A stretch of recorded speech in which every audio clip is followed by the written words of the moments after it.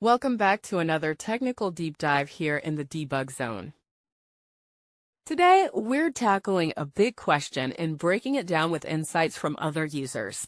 Hopefully, this clears up some misconceptions and helps you get the answer you need. So buckle up, stay a little curious, and let's jump right in.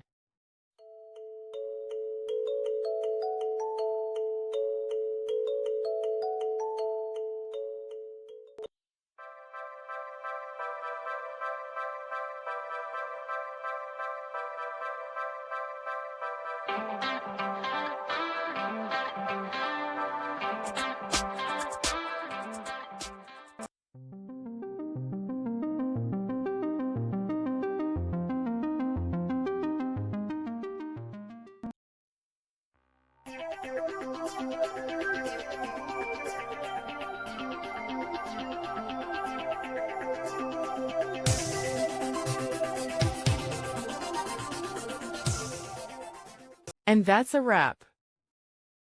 I hope you found the answer you were looking for. If you did, take a second to hit that subscribe button. It really helps out. And let me know in the comments which solution worked best for you. See you next time in the debug zone.